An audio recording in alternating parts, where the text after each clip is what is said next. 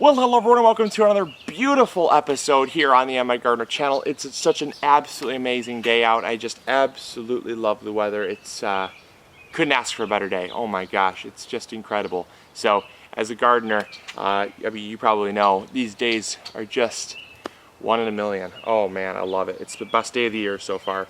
So, we're out enjoying it, and I'm just out planting some peas today. Now, peas are something that we try to grow because they're super easy to grow, really nutrient dense. You can pack them close together. They just do awesome in early spring to mid-spring. Early summer they don't do so well, so you got to get in the ground early, and that's kind of what we're doing. We're a little bit later than we'd like, but still nonetheless we're doing great on our time here. And we made this quick little trellis here. Doesn't seem too tall at all, and a lot of you are probably saying, whoa, Luke, you got to have a taller trellis if you're going to grow peas. Not the case with this variety. I'm going to share with you a variety that we love to grow that is super compact, awesome, short, and heirloom. So it's a wonderful pea variety that we've come to know as being called Tom Thumb. Tom Thumb peas are super amazing. We grow them in containers, we grow them in small spaces because they only grow up to be no more than 20 inches tall. 20 inches, that's like this tall. And it's a fully mature pea that will fruit, that will give loads of fruit because it's actually a dwarf pea. And so for those living in urban lots or those container gardening, this is an amazing pea to grow. They hardly need any support whatsoever, so we're giving them just a little bit, just so they have something to climb up and grow vertically so we can grow and utilize the rest of this bed. But we made just about a 4 foot trellis here that's about 2 feet high by taking some 1x2 furring strips, cutting them down to 3.5 feet each. So you have a little bit of room to pound it into the ground. And also, we just took this small little bit of 1/4 inch rebar, or a 1/4 inch mesh, metal mesh that we had, and we had this just left over. So I simply wrapped it around the furring strip, and that way it secured it really well and allowed me to reuse it later. So I didn't have to put any staples in this or anything. I just wrapped it around it. It's nice and secure, and then I just pounded it into the ground and stretched it out, and it's working awesome. It's very, very secure, and for a pea like this, you're really not going to need very much at all. So so we're ready to go here, and I just wanted to get this video out because I know it's early spring. I know so many people are wanting to grow peas. We get asked so many times, hey, we'd like to grow peas here. We don't really have the space to trellis, or we don't really have the space to give for peas. And I'm telling you what, this pea variety, Tom Thumb pea, I'll post a link to where we got our seeds. We actually got them on Amazon. I'm going to try to find a supplier to get them in the store, but I cannot guarantee that. We've had so many people request it, but it's just one of those things. We're trying to find a supplier because we'd love to provide them for 99 cents for everyone. But until we find a supplier, we found a super good supplier on Amazon that I'll post an Amazon link for.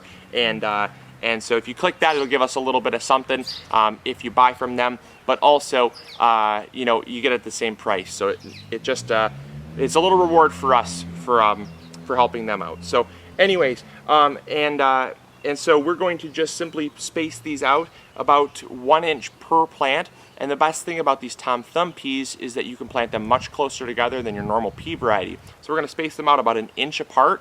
And so in this 4 foot section here, we should get right around 48 plants on one side and then 48 plants on another side, which is just incredible. So we're going to have 96 plants in 4 linear feet, which is just incredible. So let's go. Let's plant these up.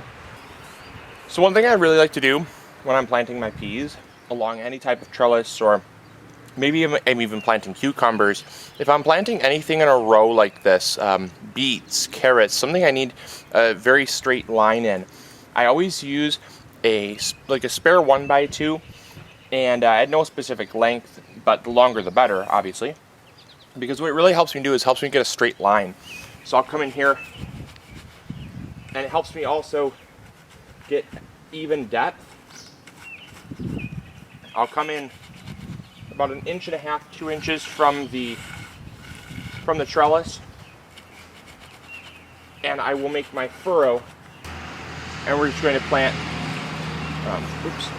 about a pea every inch.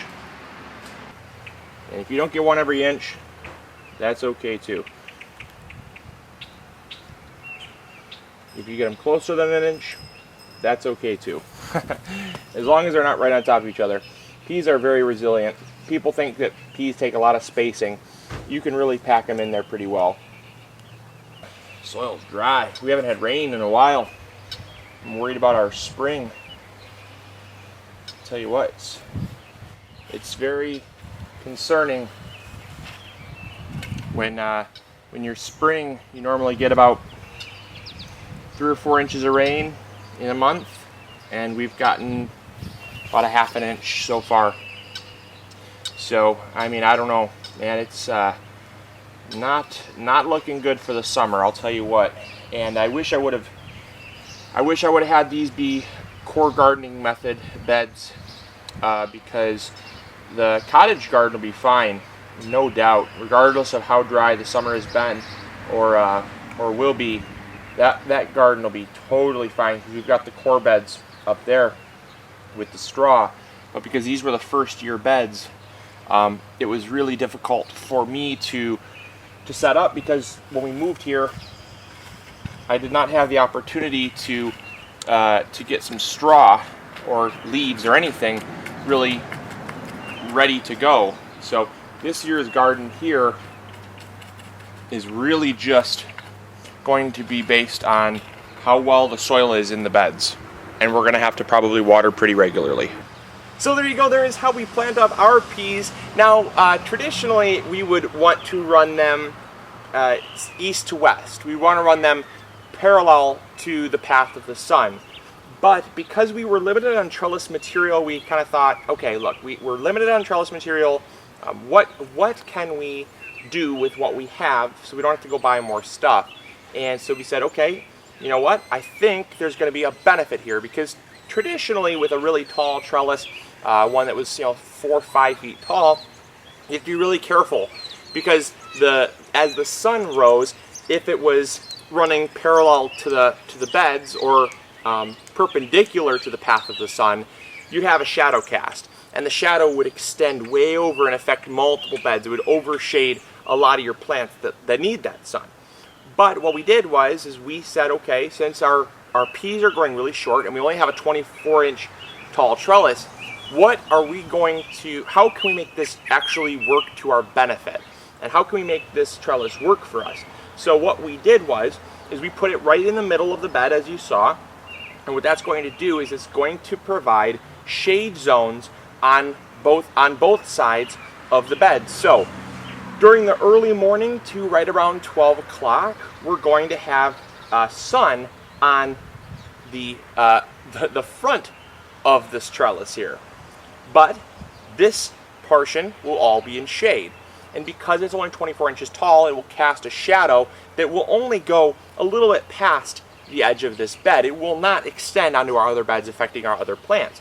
So since this half of the bed will be in shade, this will actually provide dual shade zones that give it partial full sun. Because this bed here in peak season will get right around 11 hours of full sun.